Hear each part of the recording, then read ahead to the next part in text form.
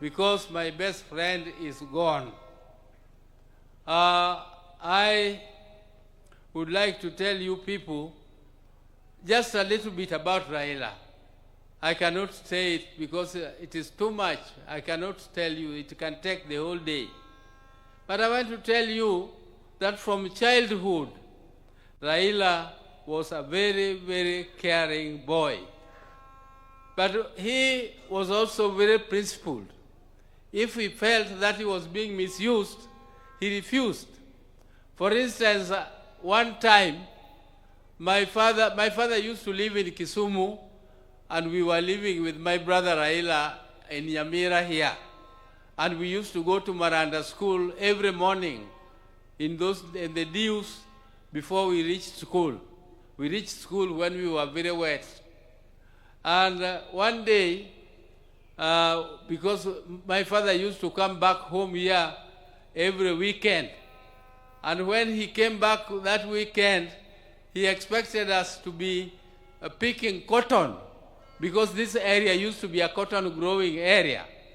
And all of us had woken up so early to go and pick cotton, because Mzee was very strict. Everybody had to go and pick cotton. But Raila was still sleeping. So when Mzee asked him why he is not picking cotton, he told Mzee, Baba, don't you know it is very difficult to pick cotton? Why don't you also try to pick it? And Mzee was not amused. So Mzee disciplined him a little for that statement. Again, the other time, my mother was going for a funeral to Alego, and he went to school and asked permission so that we could look after our siblings, the children, who are my sister Akinyi, who has just spoken here, and the other Achieng, whose son has spoken here. Those who are still small kids. So when we missed school for one day, the next day when we went to school, the same teacher gave us a lot of beatings, why we missed class. But my mother was not amused. So my mother went there to quarrel, but before then, when this teacher was disciplining us in class, he expected us to salute him. After he has given you the beating, you do the saluting. But Raila refused to salute the teacher. So the teacher was not amused. The teacher called him, come again for another beating. He came back, and again the teacher gave him another beating. He refused to salute. The third time, when the teacher gave him the last beating, he told the teacher that you are caning me for nothing, and my mother asked you for permission. So don't cane me again. And I can tell you that my brother also liked school. He liked school and he never missed school. Unlike my other brother, Agola, who did not enjoy school very much, but whenever my father put him to discipline, he went to school and studied, and that time he becomes number one. So can you imagine somebody who is a bottom and next term he is number one? And Raila was always number one in class during those days. And Raila loved sport so much so that when we came back to Nyamira, we had a field where we were practicing jumping, we were practicing pole vault, we were practicing triple jump, and other athletics. So Raila became a member of the management of the Athletics Association later, and he was a great lover of football. His team was called Arsenal. Raila was and he was also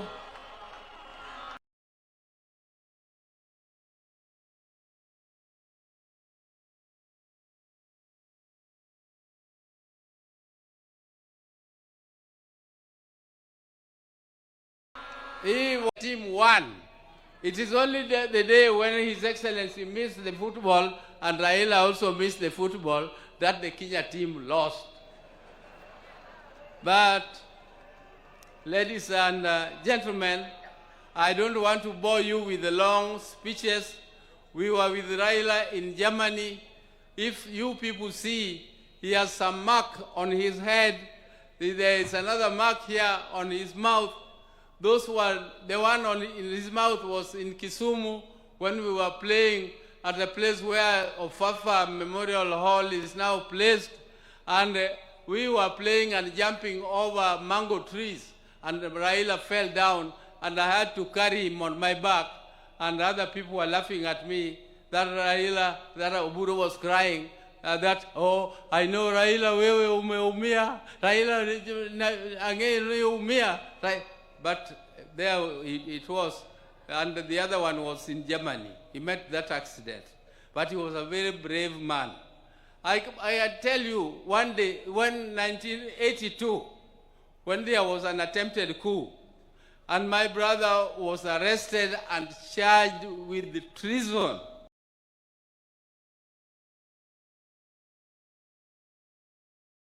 I tell you, that was another very, very sad moment for us. I went to see my brother at committee prisons.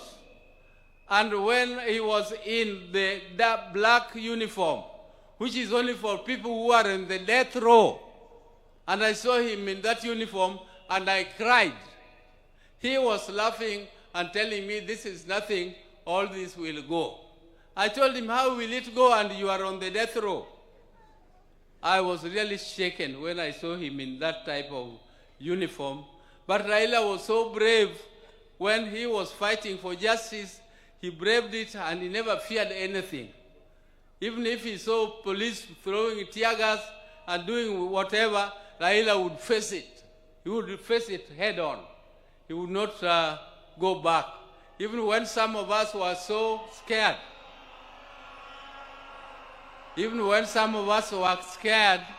Raila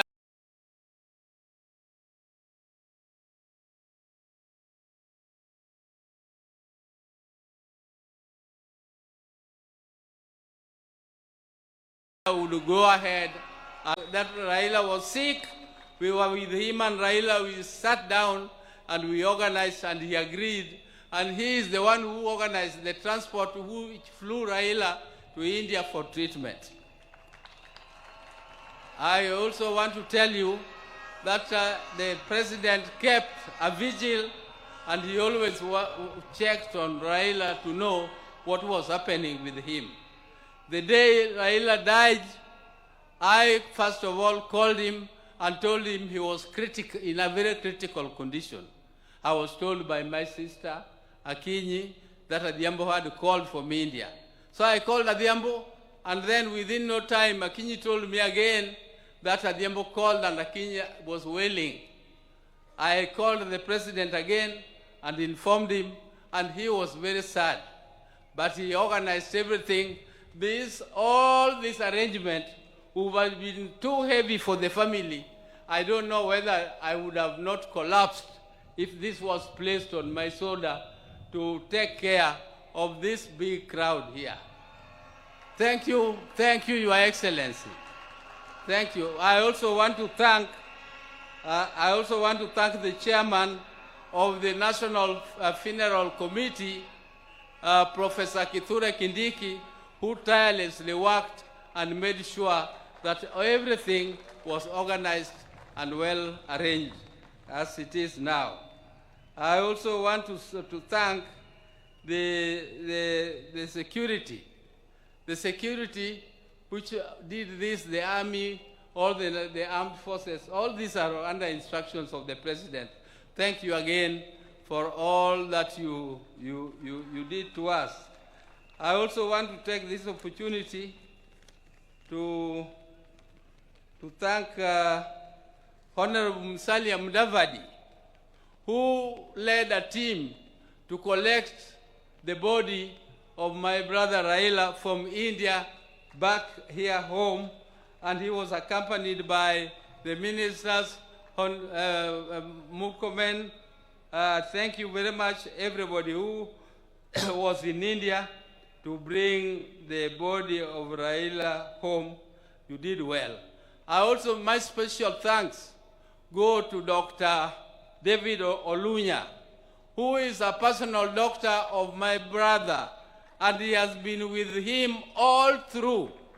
He went to India, but he has been with him even earlier than that. They were together in Dubai. They were together at Nairobi Hospital.